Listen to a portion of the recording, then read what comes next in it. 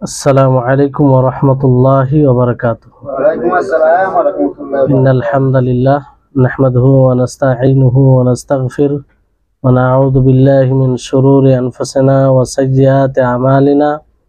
من يهده الله فلا مضل له ومن يضلله فلا هادي له. وأشهد أن لا إله إلا الله وحده لا شريك له وأشهد أن محمدا عبده ورسوله. أما بعد، فأعوذ بالله من الشيطان الرجيم. ومن يبتغي غير الإسلام دينا فلن يقبل منه وهو في الآخرة من الخاسرين. رب اشرح لي صدري ويسر لي أمري واحلل عقدة من لساني يفقهوا قولي. رب زدني علما رب زدني علما. اللهم إني أسألك علما نافعا ورزقا طيبا وعملا متقبلا. সম্মানিত আজকের ক্লাসে উপস্থিত দিনপ্রেমী ভাই সকল, যাবতীয় প্রশংসা গুণগান সেই মহান স্রষ্টার নিমিত্তে, যিনি আমাদের সকলকে ইসলাম সম্পর্কে জ্ঞান অর্জন করার উদ্দেশ্যে আজকের এই ক্লাসে উপস্থিত হওয়ার তৌফিক দিয়েছেন। আর আজকের ক্লাস বিশেষভাবে গুরুত্বপূর্ণ আকীদার ক্লাস, যে ক্লাসে আমাদের আকীদা রাসূলের ব্যাপারে, তার আসমানি গ্রন্থ সমূহের ব্যাপারে, তার ফেরেশতা গুণের ব্যাপারে কি ধারণা হওয়া উচিত, কি আকীদা পোষণ করা উচিত, সেগুলো নিয়ে আলোচনা হয়, যেগুলো দ্বীনের মৌলিক বিষয়। তো গুরুত্বপূর্ণ। আর এই ক্লাসে আল্লাহ তাআলা আমাদের সকলকে উপস্থিত হওয়ার তৌফিক দিয়েছেন, ফলে আমরা সকলে বলি আলহামদুলিল্লাহ। তারপরে আমাদের সকলের প্রাণপ্রিয় নবী করিম মুহাম্মদ মুস্তাফা সাল্লাল্লাহু আলাইহি ওয়াসাল্লাম, ওনার উপরে অসংখ্য শান্তির ধারা বর্ষিত হোক, যার মাধ্যমে আমরা জানতে পেরেছি যে আল্লাহ কে, আল্লাহ কি, আল্লাহকে, আল্লাহর পরিচয় জানতে পেরেছি, তার ফেরেশতাগণকে বুঝতে পেরেছি, তার আসমানি গ্রন্থসমূহ বিভিন্ন বিষয় সম্পর্কে আমরা বুঝতে পেরেছি, যেগুলো জিনিসের উপরে আমরা ভিত্তি করে ইবাদত করি। এজন্য আমরা সকলে তার উপরে দরুদ পাঠ করি, আল্লাহুম্মা সাল্লি আলাইহি আল্লাহুম্মা বারিক আলাইহি। আজকে যে বিষয়টি নিয়ে আপনাদের সম্মুখে আলোচনা হবে, আপনারা পূর্বে ক্লাস থেকেই আরকানুল ঈমান, ঈমানের রুকুন সমূহ সম্পর্কে আলোচনা শুনে আসছেন। ইতিমধ্যে আমরা আল্লাহর উপরে কিভাবে ঈমান নিয়ে আসব, এবং তার ফেরেশতাগণের প্রতি কিভাবে ঈমান নিয়ে আসব, তার আসমানি গ্রন্থ সমূহের প্রতি কিভাবে ঈমান নিয়ে আসব, পুরো যথাযথ আলোচনা হয়েছে। আশা করি আপনারা বুঝতে পেরেছেন। আজকে আলোচনা হবে তার রাসূলগণের প্রতি আমরা কিভাবে ঈমান নিয়ে আসব, কারণ এটা ঈমানের একটা রুকন, ঈমানের স্তম্ভ। যদি এই বিষয়ে আমাদের দুর্বলতা থাকে, তাহলে আমাদের ঈমানই দুর্বল হবে, আমাদের ঈমানই দুর্বল হবে। আর রাসূলগণের প্রতি যতটা আমাদের ঈমান পরিপক্ক হবে, মজবুত হবে, ততটাই আমাদের বিভিন্ন আমল যেগুলো রয়েছে সেগুলো সেই অনুযায়ী হবে আর কি, তার প্রভাব পড়বে তার উপরে। তো এই জন্য এই বিষয়গুলো খুবই গুরুত্বপূর্ণ। তো রাসূলগণের প্রতি ঈমান কিভাবে নিয়ে আসবেন, যে আপনি দৃঢ়ভাবে বিশ্বাস করবেন, সত্যায়ন করবেন যে আল্লাহ তাবারক ওয়া তাআলা প্রত্যেক জাতির মধ্যে রাসূল প্রেরণ করেন, রাসূল প্রেরণ করেছেন। প্রত্যেক জাতির মধ্যে এমন কোনো জাতি নেই যে সময় আল্লাহ তাবারক ওয়া তাআলা রাসূল প্রেরণ করতেন সেই জাতি দুনিয়াতে এসেছে আর তাতে আল্লাহ তাআলা রাসূল প্রেরণ করেননি। বুঝতে পারলেন? প্রত্যেক জাতির মধ্যে আল্লাহ তাবারক ওয়া তাআলা রাসূল প্রেরণ করেছেন, এটাকে সত্য বলে মেনে নিতে হবে। বুঝতে পারলেন? কোনো প্রকারে যেন সন্দেহ না থাকে। আর সেই রাসূলগণ কি করতেন, এক আল্লাহ যার শরীক কেউ নেই তার দিকে আহ্বান করতেন, তার ইবাদতের দিকে আহ্বান করতেন, এবং আল্লাহ ব্যতীত যারই ইবাদত করা হয় তাকে বর্জন করার কথা বলতেন, যে তাদের সাথে কোনো সম্পর্ক রাখা যাবে না, তাদের ইবাদত করা যাবে না, ইবাদত একমাত্র কার করতে হবে, আল্লাহ তাবারক ওয়া তাআলা। তাহলে এই ধারণা আমাদের থাকতে হবে যে আল্লাহ তাআলা প্রত্যেক জাতির মধ্যে রাসূল প্রেরণ করেছেন, আর সমস্ত রাসূলগণ, যত রাসূলগণ এসেছেন তারা সত্য। তারা কি? সত্য। তারা সত্যবাদী, তারা সৎ, তারা সম্মানিত, এবং তারা মুত্তাকি, সবচেয়ে আল্লাহকে বেশি ভয় করে, এবং তারা হেদায়েত প্রাপ্ত। বুঝতে পারলেন? এবং তারা হেদায়েতের পথ মানুষকে দেখিয়েছেন, এবং তারা আল্লাহর রিসালাকে, আল্লাহর বার্তাকে পরিপূর্ণভাবে মানবের নিকটে পৌঁছে দিয়েছেন। এতে কোনো প্রকারের ত্রুটি রাখেননি। বুঝতে পারলেন? তাহলে এই বিশ্বাস আমাদের মধ্যে থাকতে হবে। রাসূলগণের মধ্যে কোন রাসূল আল্লাহর অতি নিকটে, আর কোন রাসূল তারাও নিকটে, কিন্তু তার মধ্যে তারতম্য রয়েছে। যেমন আল্লাহ তাবারক ওয়া তাআলা ইব্রাহিম আলাইহিস সালামকে খলিল বানাচ্ছেন। কাকে? ইব্রাহিম আলাইহিস সালাম। এবং মুহাম্মদ সাল্লাল্লাহু আলাইহি সাল্লামকে। তো রাসূলগণের মধ্যে দুইজন খলিল। কয়জন? দুইজন। কে কে? ইব্রাহিম আলাইহিস সালাম ও মুহাম্মদ সাল্লাল্লাহু আলাইহি সাল্লাম। খলিল কাকে বলা হয়? যে সবচেয়ে কাছের হয়, যার সাথে বেশি গভীর সম্পর্ক হয়। তো সবচেয়ে আল্লাহর প্রিয় বান্দা, আল্লাহর মানে যারা আল্লাহর সাথে বেশি সম্পর্ক গভীর ভাবে রেখেছেন, তিনারা কে? মুহাম্মদ সাল্লাল্লাহু আলাইহি সাল্লাম ও ইব্রাহিম আলাইহিস সালাম। আর এক এক গুণের এক এক বৈশিষ্ট্য আছে, এই জন্য কোন গুণ কারো মধ্যে আছে, কারো মধ্যে নেই। যেমন মুসা আলাইহিস সালামের ব্যাপারে বিশেষভাবে আল্লাহ তাআলা বলেছেন যে আল্লাহ তাআলা মুসা আলাইহিস সালামের সাথে কথা বলেছেন, বিশেষভাবে আল্লাহ তাআলা এইভাবে বলেছেন। তো এটা একটা তার গুণ। আর ইদ্রিস আলাইহিস সালামকে সুউচ্চ জায়গায় উঠিয়ে নিয়েছেন। ঈসা আব্দুল্লাহ ইবনে ঈসা ইবনে মারিয়াম, তিনি আল্লাহর বান্দা, তাই না? তো তিনাকে বিশেষভাবে কালেমা বলা হয়েছে। কার কালেমা? আল্লাহর কালেমা। যেই কালেমা মারিয়াম আলাইহিস সালামের পেটে, এবং রূহ বলা হয়েছে, যে রূহ ফুঁকে দেওয়া হয়েছে মারিয়াম আলাইহিস সালামের পেটে। বুঝতে পারলেন? তো ওনার যে জন্ম, ওনার যে সৃষ্টি স্বাভাবিক নয়, অন্য মানুষদের থেকে ভিন্ন। এটা তার বিশেষত্ব। তো এক এক নবীর, এক এক রাসূলের এক এক বিশেষত্ব রয়েছে, এক এক গুণ রয়েছে। তো সেই গুণগুলো যেগুলো প্রমাণিত, সেই গুণ সহ তাদের উপরে ঈমান আনতে হবে। এর উপরে কোনো সন্দেহ করা যাবে না। আপনি বলবেন এটা কি করে হয় যে ঈসা ইবনে মারিয়াম এইভাবে তিনি পিতা ছাড়াই জন্ম নিলেন, এটা কি করে হয়? এরকম সন্দেহ রাখলে ঈমান থাকবে না। বুঝতে পারলেন? তারপরে এই যে মর্যাদা, এক অপরে কাউকে আল্লাহ তাআলা বেশি মর্যাদা দিয়েছেন, মর্যাদায় উপনীত করেছেন। যেমন মুহাম্মদ সাল্লাল্লাহু আলাইহি সাল্লামের ব্যাপারে মুহাম্মদ সাল্লাল্লাহু আলাইহি সাল্লাম তিনি বলেছেন যে তিনি কিয়ামত দিবসে আদম সন্তানের কি হবে? সৈয়দ হবে। কি হবে? সৈয়দ হবে। এই কথা অন্য কোন নবীর ক্ষেত্রে আল্লাহ কোন হাদিসে, কোন শরীয়তে নেই। তো এটা নবী সাল্লাল্লাহু আলাইহি সাল্লামের বিশেষত্ব, তাই না? যে তিনি সৈয়দ হবে, তিনি সর্দার হবেন সমস্ত আদম সন্তানের। বুঝতে পারলেন? এটা বিশেষভাবে বলা হয়েছে কিয়ামত দিবসে। তারপরে এই কথার উপরে বিশ্বাস রাখতে হবে যে যতগুলো রাসূল এই দুনিয়াতে এসেছেন, সমস্ত রাসূলের দাওয়াতের মিশন, দাওয়াত একটাই ছিল। মৌলিক দাওয়াত কি ছিল? আল্লাহ তাআলার একাত্মবাদ, আল্লাহ তাবারক ওয়া তাআলার একাত্মবাদ, যে আল্লাহ তাআলা ছাড়া কোনো সত্য মাবুদ নেই। অর্থাৎ তারা দাওয়াত দিতেন যে এক আল্লাহরই ইবাদত করতে হবে। তারা দাওয়াত দিতেন যে আল্লাহ তাবারক ওয়া তাআলা কর্মের দিক দিয়ে তিনি এক অদ্বিতীয়, তিনি যা করেন, তিনি যেভাবে করেন, অন্য কেউ সেভাবে করার ক্ষমতা রাখে না, তার সমতুল্য কেউ নেই। এবং তারা এই দিকেও দাওয়াত দিত যে আল্লাহ তাবারক ওয়া তাআলা যতগুলো সুন্দর নাম আছে, গুণ আছে, যেমন আল্লাহ তাআলা দয়া করেন, আল্লাহ তাআলা রুজি দেন, আল্লাহ তাআলা ক্ষমা করেন, এই যে গুণগুলো, তো এই গুণে আল্লাহ তাবারক ওয়া তাআলা পরিপূর্ণ, আর এর সমতুল্য কেউ নেই। আর এই সব গুণে আল্লাহ তাআলা যেমন ভাবে করেন, তিনি এক অদ্বিতীয়। বুঝতে পারলেন? তো এই দাওয়াত ছিল সমস্ত আম্বিয়া রাসূলগণের। বুঝতে পারলেন? আর এই জন্যই আল্লাহ তাবারক ওয়া তাআলা এই দিন সম্পর্কে বলেন ইন্নাদ দীনা ইনদাল্লাহিল ইসলাম, যে আল্লাহর নিকটে প্রিয় দিন, মনোনীত ধর্ম কি? ইসলাম। কারণ সমস্ত আম্বিয়া রাসূলগণের দাওয়াত এটাই ছিল। এই জন্য আল্লাহ তাআলা সুস্পষ্ট ভাবে ঘোষণা করেছেন যে কোনো ব্যক্তি যদি ইসলামকে ছেড়ে অন্য কোনো দিনকে সন্ধান করে তাহলে সেটা গ্রহণযোগ্য হবে না।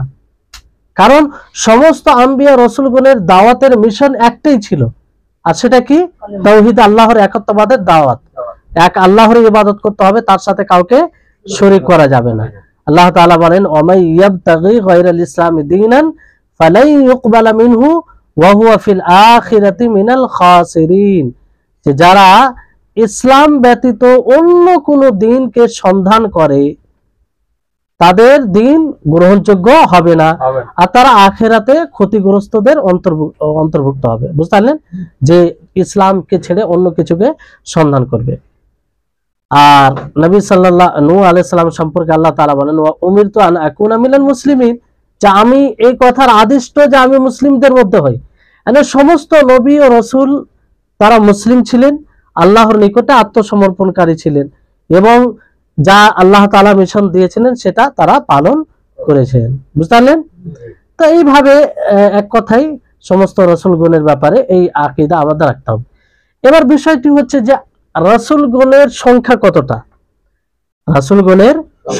কতটা, তারা কতজন ছিলেন, 1000, 2000, 3000 না কতজন ছিল, আমাদের এই ব্যাপারে কি ধারণা হওয়া উচিত, কিংবা কোরআন ও হাদিসে এই ব্যাপারে কি এসেছে, এই বিষয়টা আমাদের কাছে ক্লিয়ার হওয়া উচিত, তাই না?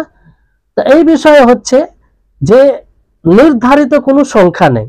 হাদিস, দুর্বল হাদিসে এসেছে, যেমন রাসূলগণের সংখ্যা বলা হয়েছে 315টা, দুর্বল হাদিসটি প্রমাণিত নয়। আর মানে আম্বিয়াদের সংখ্যা বলা হয়েছে যে 1,24,000, দুর্বল হাদিসে, মানে এটা প্রমাণিত নয়, মানে বিশুদ্ধ সূত্র দ্বারা প্রমাণিত নয়।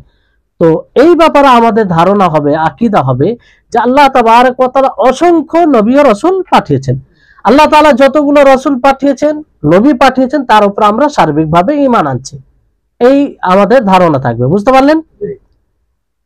এবার বিষয়টি হচ্ছে যে কোরআনে কিছু নবীর কথা আল্লাহ তাআলা বলেছেন, কিছু রাসূলের কথা বলেছেন, আর কিছু রাসূলের কথা আল্লাহ তাআলা বলেননি। হ্যাঁ, তো যেমন কোরআনে কিছু নবীর কিছু রাসূলের কথা বলেছেন। সূরা আনআমে দেখবেন যে একই জায়গায় 18টা নবী, সব মিলিয়ে 25টা নবীর কথা সম্ভবত বলা হয়েছে। তো সেগুলোর উপরে আমাদের বিশ্বাস থাকতে হবে, বাকি যাদের কথা বলা হয়নি তাদের উপরেও ঈমান আনতে হবে। বুঝতে পারলেন? এবার এখানে আপনারা দুটো শব্দ বারবার শুনছেন, যে নবী রাসূল, নবী রাসূল। তো নবী রাসূলের মধ্যে পার্থক্য কি? আমরা অনেক সময় পার্থক্য করি না, নবী কাকে বলে, রাসূল কাকে বলে। তো দুটো তো পার্থক্য হবে, তারতম্য হবে তার মধ্যে, তাই না? না হলে দুটো শব্দ কেন বলা হবে? তো পার্থক্য হচ্ছে যে নবী বলা হয় তাকে, যাকে আল্লাহ তাবারক ওয়া তাআলা খবর দেন, বলেন, ভবিষ্যবাণী করেন। বুঝলেন? আল্লাহ তাআলা যা নাজিল করেছেন, যা নাজিল করেন তা দ্বারা খবর দেন, তো সেটাই নবী। যদি তার সাথে আরো অন্য কিছু আল্লাহ তাআলা প্রেরণ করেন, কোনো কিতাব অথবা কোনো বিশেষ বিধান, আর তার তাবলীগ করার আদেশ দেন, তাহলে রাসূল হবে। বুঝতে পারলেন? নবী হচ্ছে আল্লাহ তাআলা যার উপরে ওহী করেন, শুধু খবর দেন। বুঝতে পারলেন? এটা হচ্ছে নবীর সংজ্ঞা। আর রাসূল হচ্ছে যে ওহীও অবতীর্ণ হয়, সাথে সাথে কি হয়, তাকে তাবলীগ করার আদেশ দেওয়া হয়। কি করা হয়?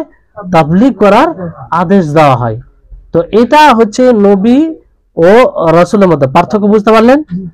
মানে এইভাবে আরো সহজ ভাষায় যদি বলা যায়, আপনাদেরকে বলতে পারি যে নবী বলা হয় যিনি পূর্বের শরীয়ত অনুযায়ী আমল করেন। বুঝতে পারলেন?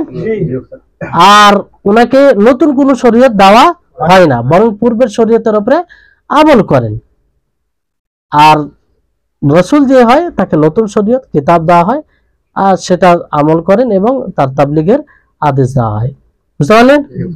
এই জন্য বলা হয় যে প্রত্যেক রাসূল নবী হতে পারেন, প্রত্যেক রাসূল নবী হতে পারেন। কেমন করে? যে রাসূল বানানো হলো, মানে ওহী অবতীর্ণ হয় তার উপরে, আবার নতুন শরীয়ত দেওয়া হলো। বুঝলেন? তো নবী রাসূল দুটোই হলেন, কিন্তু প্রত্যেক নবী রাসূল হতে পারে না। মানে নবী হলে রাসূল হবে না, না শুধু মানে প্রত্যেক নবী রাসূল হবে না।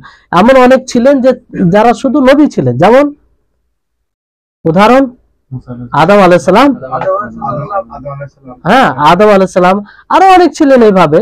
তো আদম আলাইহিস সালাম উনি নবী ছিলেন, শুধু রাসূল ছিলেন না, বুঝতে পারলেন? তো এরকম ভাবে আশা করি আপনারা নবী ও রাসূলের মধ্যে পার্থক্যটা বুঝতে পেরেছেন।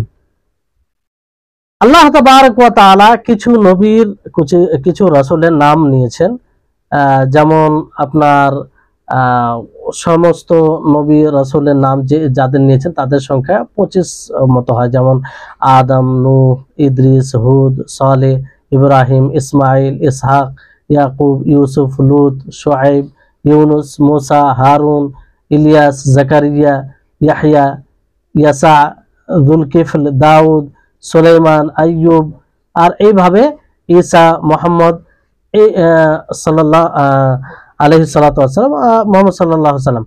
তো এতগুলো নবীর নাম নিয়ে আল্লাহ তাবারক ওয়া তাআলা বলেছেন। তো যাদের আমরা নাম জানি, নাম সহ তাদের উপরে ঈমান আনবো, তাই না? আর যাদের আমরা নাম জানি না তাদের উপরে সার্বিকভাবে ঈমান আনবো, যে আল্লাহ তাআলা যার নবী রাসূল প্রেরণ করছে তার উপরে ঈমান আনছে। আল্লাহ তাআলা এই কথাই সূরা নিসার 164 নম্বর আয়াতে বলেন যে ওয়ারুসুলান ক্বাদ কাসাসনাহুম আলাইকা মিন ক্বাবল ওয়ারুসুলান লাম নাকসুসহুম আলাইকা ওয়া কাল্লামাল্লাহু মূসা তাকলিমা। যে আমি অনেক রাসূলের কথা আপনাকে বলেছি, অনেক রাসূলের কথা আপনাকে বলেছি পূর্বে যেগুলো রাসূল এসেছেন, আর অনেক রাসূলের কথা আপনাকে বলিনি। আল্লাহ তাবারক ওয়া তাআলা মূসা আলাইহিস সালামের সাথে কথা বলেছেন সরাসরি। তাহলে এখান থেকে এটা স্পষ্ট যে অসংখ্য নবী রাসূল এসেছেন, হ্যাঁ, সমস্ত নবী রাসূলের কথা কোরআনে বলা হয়নি। তো আমরা মানে সার্বিকভাবে সকল নবী ও রাসূলের উপরে ঈমান আনছি যে আল্লাহ তাআলা পাঠিয়েছেন, বুঝতে পারলেন? এটা মানে সংক্ষিপ্ত ভাবে ঈমান নিয়ে আসা। এই ঈমানটা থাকতেই হবে, এই ঈমানটা সকলের মধ্যে থাকতেই হবে। যদি এটা না থাকে তাহলে সে মুমিন মুসলিম হতে পারে না। এবার বিষয়টা হচ্ছে যে রাসূল ও আম্বিয়া, যতগুলো রাসূল এসেছেন, আম্বিয়া এসেছেন, তাদের জীবনী নিয়ে, তাদের সত্তাগত আমাদের আকীদা কি হওয়া উচিত, এটা খুব গুরুত্বপূর্ণ বিষয়। কারণ এখানেও মানুষ পথভ্রষ্ট হয়েছে, অনেক মানুষ আছে পথভ্রষ্ট হয়েছে এই পথে। নবীকে নবীর জায়গায় না রেখে রবের জায়গায় পৌঁছে দিয়েছে, হ্যাঁ, অনেক উপরে পৌঁছে দিয়েছে যেটা তাদের স্থান নয়, আবার অনেকে নিচে নামিয়ে দিয়েছে। তো তাদের যেটা স্থান, সেই স্থানটা তাদেরকে দিতে হবে। এগুলো খুব গুরুত্বপূর্ণ বিষয়, বুঝতে পারলেন? তো সমস্ত নবী ও রাসূলগণ তারা আমাদের মতো মানুষ, কি আমাদের মতো মানুষ, সৃষ্টি, আল্লাহর মাখলুক। তাদের মধ্যে তাদের মধ্যে রুবুবিয়তের কোনো বৈশিষ্ট্য নেই। রুবুবিয়ত মানে বুঝতে পারলেন? রুবুবিয়ত বলতে আল্লাহ তাবারক ওয়া তাআলা সৃষ্টি করেন, আল্লাহ তাআলা রুজি দেন, হ্যাঁ, আল্লাহ তাআলা দয়া করেন। এগুলো কি রুবুবিয়তের মধ্যে পড়ে কি পড়ে না? তো এগুলোর বৈশিষ্ট্য আল্লাহ নবী ও রাসূলগণের মধ্যে নেই। তাহলে মূল বিষয় কি, যে আম্বিয়া ও রাসূলগণ আমাদের মতো মানুষ ছিলেন, আল্লাহর সৃষ্টি, তাদের মধ্যে রুবুবিয়তের কোনো বৈশিষ্ট্য নেই। হ্যাঁ, আল্লাহ তাবারক ওয়া তাআলা তাদেরকে সম্মানিত করেছেন, নবুয়তের এই মহান দায়িত্ব দিয়ে তাদেরকে আল্লাহ তাআলা সম্মানিত করেছেন, রিসালাতের এই মহান দায়িত্ব দিয়ে তাদেরকে আল্লাহ তাআলা সম্মানিত করেছেন।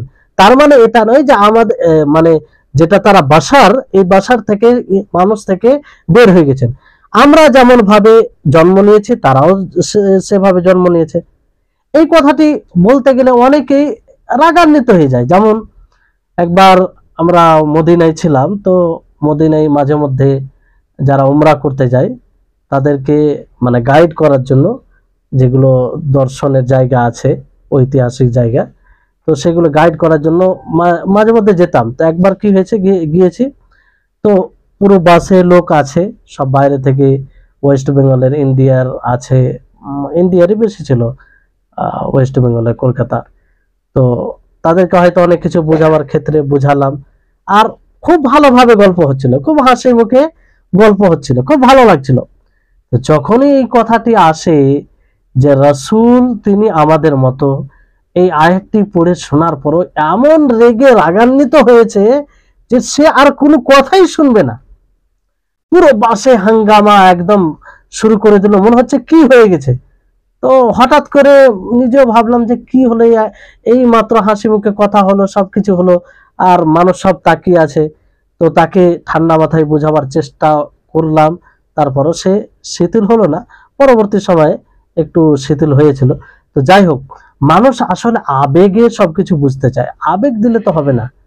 কোরআনে আল্লাহ তাআলা কি বলেছেন, কোরআনে তাদের ব্যাপারে কি বলেছেন সেটা দেখতে হবে।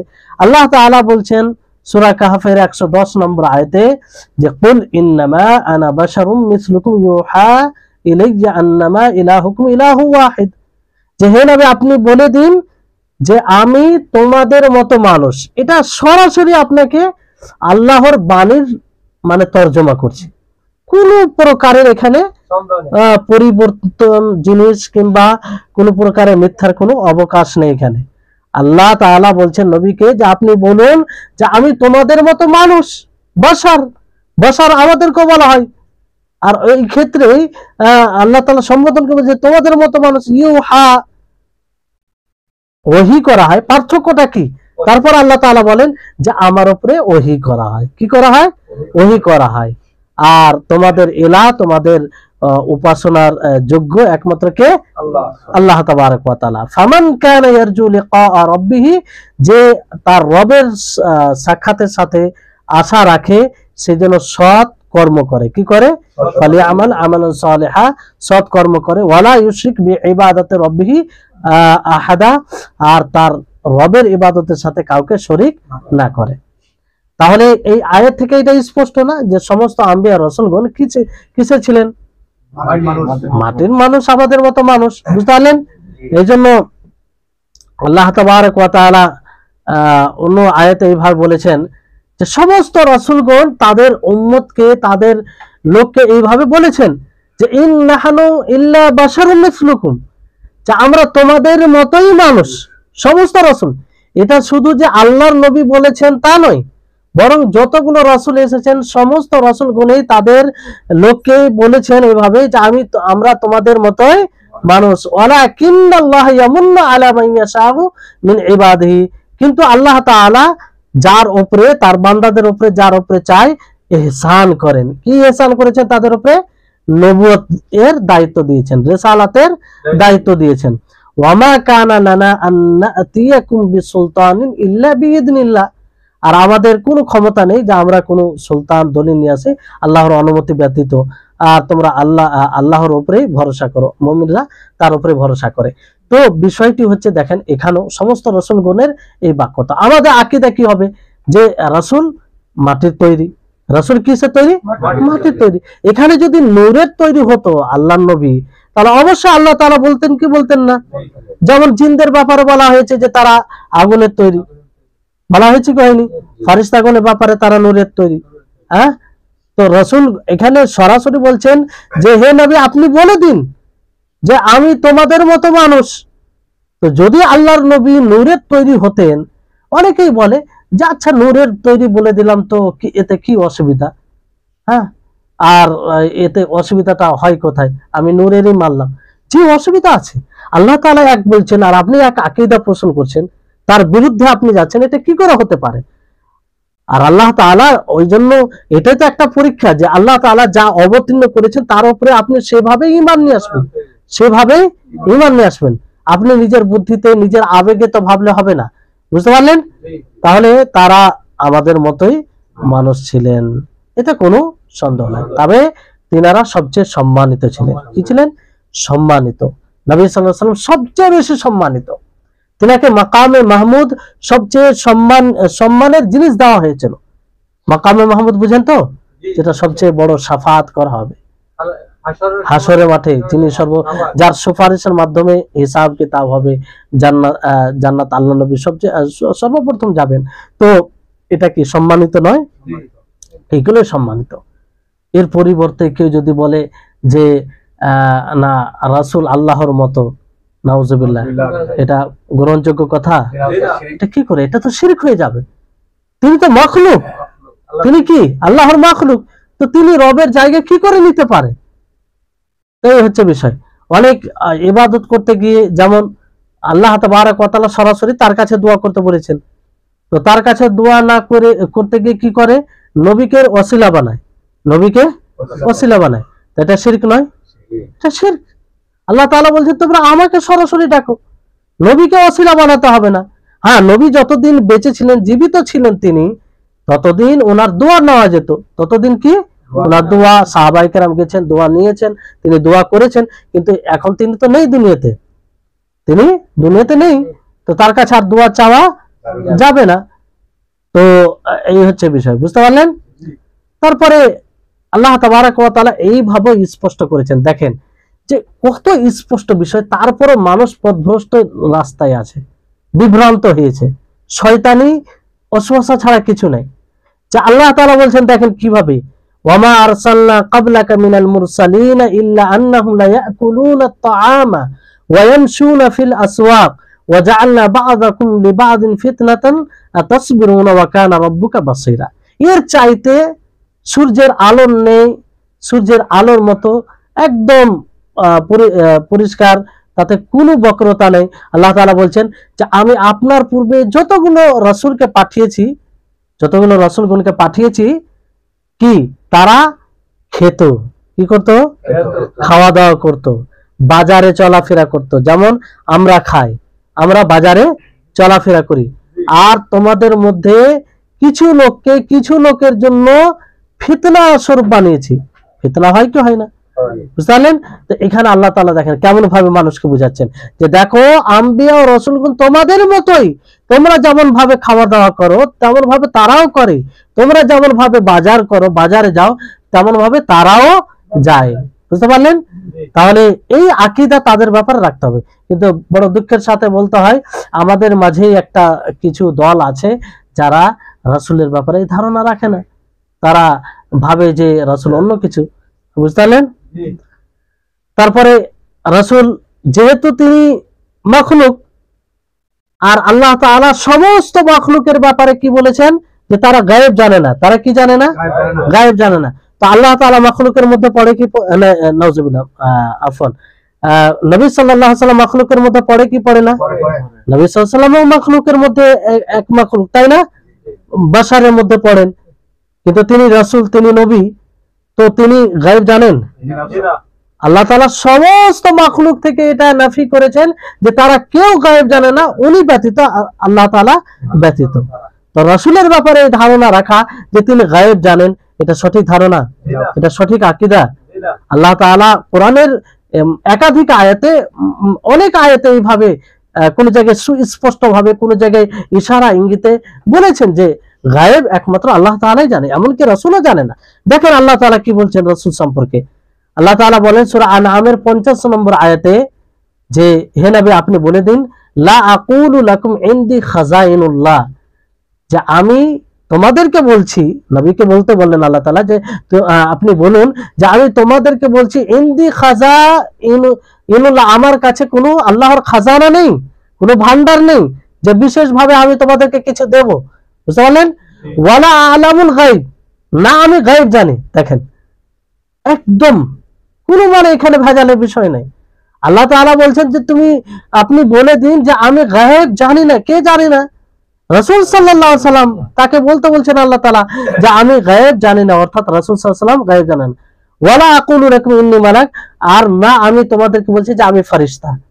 তো এখানে দেখেন তিনি এটাও ফেরেশতাও নয়, তিনি ফেরেশতাও নয়। ইন আত্তাবিউ ইল্লা মা ইউহা ইলাইয়া, পার্থক্যটা কি? যে আমার উপরে যা ওহী অবতীর্ণ করা হয় তার আমি অনুসরণ করি, তার আমি কি করি? অনুসরণ করি, অনুগত্য করি। কুল হাল ইয়াস্তাবিল আ'মা ওয়াল বাসীর, আপনি বলে দিন যে অন্ধ এবং চাক্ষুষমান যে দেখতে পায় তারা কি বরাবর হতে পারে? আফালা তাতাফাক্কারুন, যদি তোমরা চিন্তা ভাবনা করো। এর চাইতে আর স্পষ্ট কথা হতে পারে? বলেন তো। তারপরও কিছু মানুষ আছে, দেখেন শয়তান কিভাবে মানুষকে পথভ্রষ্ট করে রেখেছে যে নবীর ব্যাপারে এই ধারণা তিনি গায়েব জানেন। অথচ আপনারা সিরাতে পড়েছেন, তাই না? শুরু থেকে পড়ে আসছেন, আপনারা নিজেরাই দলিল দিতে পারবেন, একাধিক দলিল আপনারাই দিতে পারবেন সেই সিরাতের আলোকে যে আল্লাহর নবী গায়েব জানেন না। অনেক ঘটনা আছে, সে থেকে আপনারা নিজেরাই বলতে পারবেন, খণ্ডন করতে পারবেন। বুঝতে পারলেন? তারপরে আরো স্পষ্ট ভাবে আল্লাহ তাআলা এই বিষয়টি আর একটু বলছি যে আপনাদের মধ্যে সুধারণা থাকবে, মানে সুস্পষ্ট ধারণা থাকবে এবং আপনারা বুঝাবেন। এগুলো আমাদের দায়িত্ব। আমাদের কোনো ভাই যদি এরকম ধারণা পোষণ করে তাকে বোঝানো দায়িত্ব আমাদের। অন্য আয়াতে সূরা আরাফের 188 নম্বর আয়াতে আল্লাহ তাআলা বলেন, কুল লা আমলিকু লিনাফসি নাফআ ওয়ালা যাররা। হে নবী, আপনি বলে দিন যে আমি নিজের জন্য, কিসের জন্য? আমি নিজের জন্য না ক্ষতির মালিক না লাভের মালিক। বুঝতে পারলেন? ইল্লা মাশাআল্লাহ, হ্যাঁ যেটা আল্লাহ তাআলা চান। ওয়ালাউ কুনতু আ'লামুল গায়বা লাস্তাকসারতু মিনাল খায়র। দেখেন কতটা স্পষ্ট বাণী আল্লাহ তাআলা, যে আমি যদি গায়েব জানতাম তাহলে অনেক কল্যাণ আমি স্পর্শ করতাম, মানে আমি অনেক কল্যাণ অর্জন করতে পারতাম।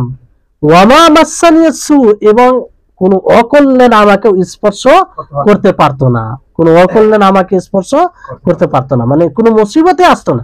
যেহেতু গায়েব জানেন, উহুদ যুদ্ধে যে তিনি আহত হয়েছিলেন, তিনি যদি জানতেন আমার এই অবস্থা হবে, যেতেন না অন্য পরিকল্পনা করতেন? অন্য করো। তারপরে অনেক জায়গায় এরকম হয়েছে। তো বিষয়টি এরকম অনেক দলিল আছে। এবার বলবেন যে কিছু কিছু জায়গায়, যেমন ওই যে আপনারা পড়লেন গাজওয়ায়ে বনু নজির, তার ঘটনায় পড়লেন না, যে কথা বলতে গিয়ে তাকে হত্যা করার, নবী সাল্লাল্লাহু আলাইহি ওয়াসাল্লামকে হত্যা করার পরিকল্পনা তারা করেছিল। তো আল্লাহ তাআলা ওহীর মাধ্যমে জানিয়েছিলেন যে আপনাকে হত্যা করবে, দূরে সরে যান। তো এটা তো ওহী করার ফলে জানতে পেরেছিলেন, আসলে তিনি তো গায়েব জানেন না। বরং এটা তখন নবীর জন্য আর গায়েব থাকলো না, বরং আল্লাহ তাআলা বলে দিয়েছেন, নিজে থেকে তিনি জানতে পারেননি। বুঝতে পারলেন? তো এইভাবে তারা এইগুলো দলিল নিয়ে বলে যে আল্লাহ নবী গায়েব জানেন, অথচ এতগুলো আয়াত, তারা এই আয়াতগুলোকে মিথ্যা পড়তে হবে না। আল্লাহ তাদেরকে হেদায়েত দেন। তারপরে আরেকটি ধারণা যেটা পূর্বের কথার মধ্যে চলে এসেছে, তারপরে আলাদাভাবে একটু বলছি, যে সমস্ত আম্বিয়া রাসূলগণ আল্লাহর বান্দা। কি? আল্লাহর বান্দা। এবং বান্দার যে দাবি সেই দাবি সমূহে তারা বড় ভূমিকা পালন করেছেন। বান্দা মানে কি? বান্দা মানে গোলাম মানে যে আকার, যে মালিকের গোলামি করে, নত হয়। তো রাসূলগণ সবচেয়ে বেশি না আল্লাহর কাছে নত হয়েছে? হ্যাঁ, তো এটাকে তারা বেশি আদায় করেছে, এই গুণটা তাদের মধ্যে বেশি রয়েছে, এই জন্য তারা বেশি সম্মানিত। বুঝতে পারলেন? তারপরে এই আকীদা আমাদেরকে পোষণ করতে হবে এই বিষয়ে, যে মুহাম্মদ সাল্লাল্লাহু আলাইহি ওয়াসাল্লাম খাতিমুল আম্বিয়া, খাতামুর রাসূল। বুঝতে পারলেন? যে তিনি শেষ নবী, তিনি শেষ রাসূল, তার উপরে কোনো শেষ নবী শেষ রাসূল মানে তারপরে কোনো নবী রাসূল আসবে না। আর তিনি সারা বিশ্বের মানব জাতির কি? নবী রাসূল। বুঝতে পারলেন? হ্যাঁ, হিন্দুদেরও বলতে পারবে না যে আমাদেরই, তোমরা কেন বলছো তোমাদের নবী? তাদেরও নবী, তারা যদি অনুসরণ করে তাহলে সফল হবে, আর না করলে ইল্লা মান আবা, যারা অস্বীকার করবে তারা জাহান্নামে যাবে। বুঝতে পারলেন?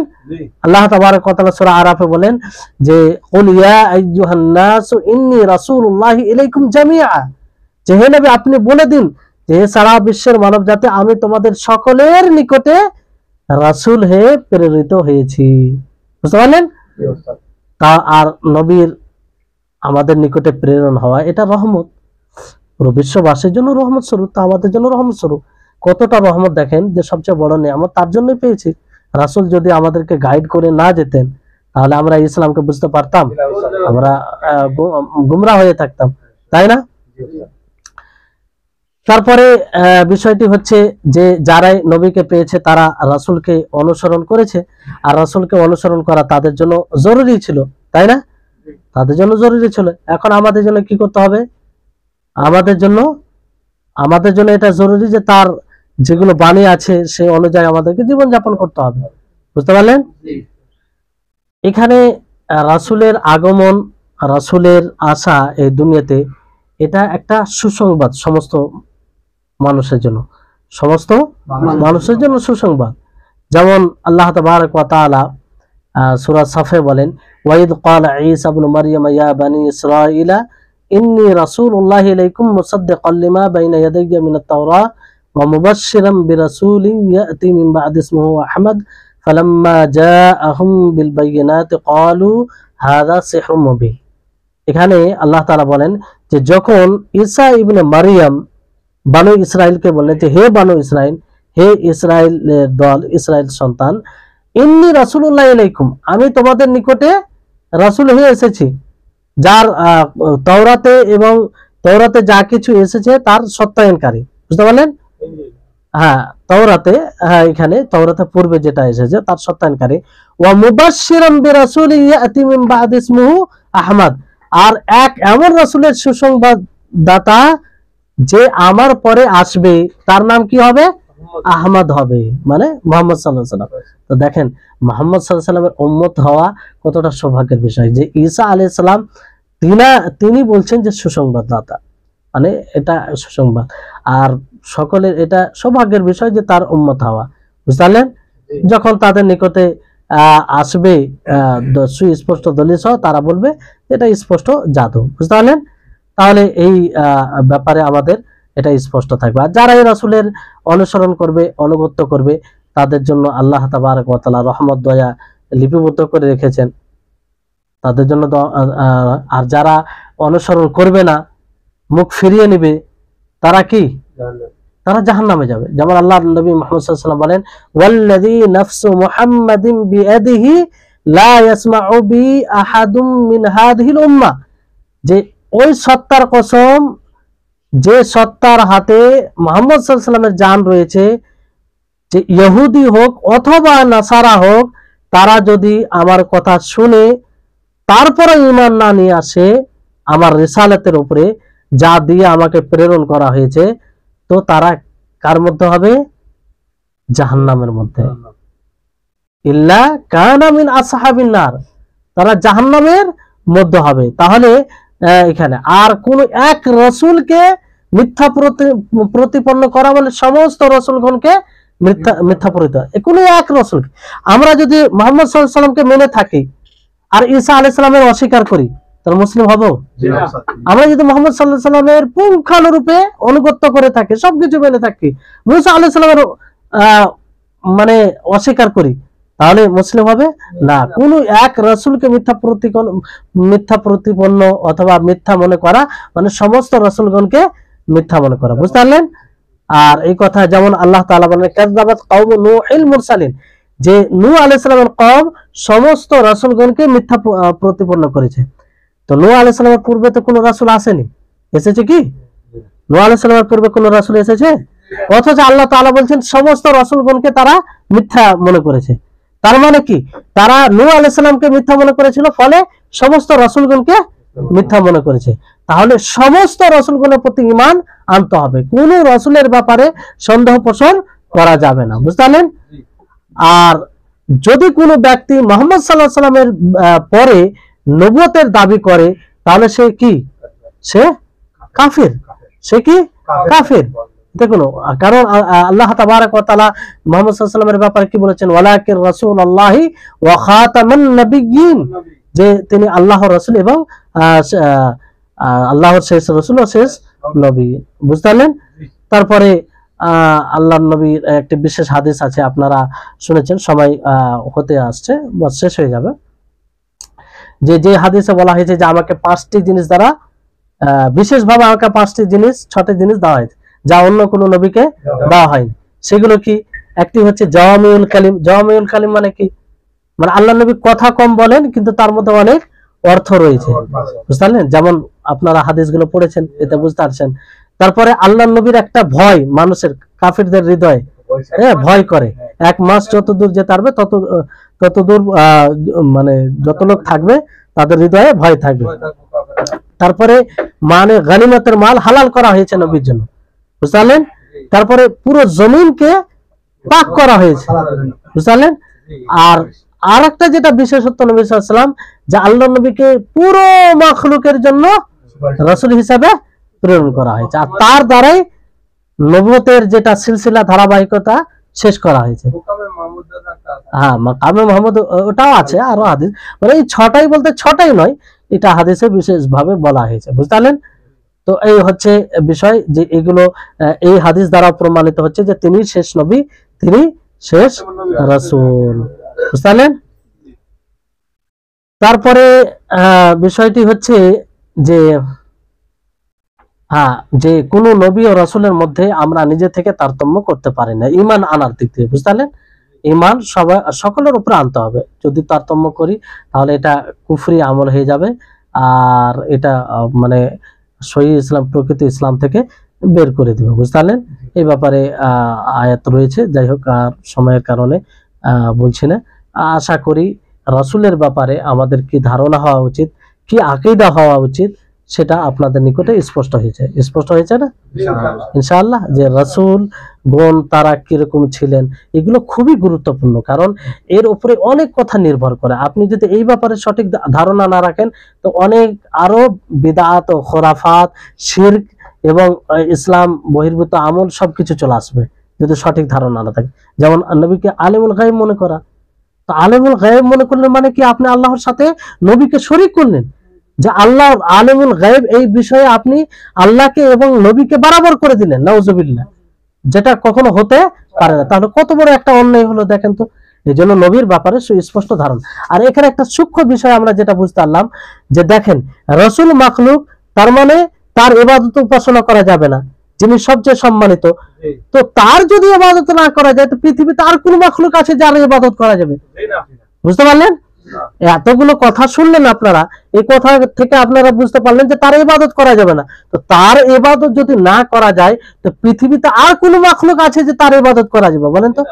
যদি মাখলুকের ইবাদত করা সঠিক হতো তো রাসূলের ইবাদত করা হতো, তাই না? আর এই দিক থেকে আল্লাহ নবী অনেক সতর্ক করেছেন। যাই হোক, আল্লাহ তাবারক ওয়া তাআলা আমাদের সকলকে যেন এর উপরে সঠিক রাসূলগণের ব্যাপারে সঠিক ধারণা রাখার, সঠিক আকীদা পোষণ করার তৌফিক দান করেন, এবং আমরা রাসূলের পুরোপুরি ভাবে যেন অনুসরণ করতে পারি। আমাদের হাসরে যেন রাসূলগণের সাথে হয়, রাসূলের সুপারিশের যে তিনি সুপারিশ করবেন সেই সুপারিশের যেন অন্তর্ভুক্ত হয়। রাসূল সাল্লাল্লাহু আলাইহি ওয়াসাল্লাম যে উম্মতদেরকে হাউজের পানি পান করাবেন সেই হাউজে পানি পানকারীদের যেন অন্তর্ভুক্ত হতে পারি। আর আল্লাহ তাআলা যেন আমাদের সকলকেই ইবাদতের দিক দিয়ে অগ্রগামী হওয়ার তৌফিক দান করেন। ওয়া আখিরু দাওয়ানা আনিল হামদুলিল্লাহি রাব্বিল আলামিন। আসসালামু আলাইকুম ওয়া রাহমাতুল্লাহি ওয়া বারাকাতুহু।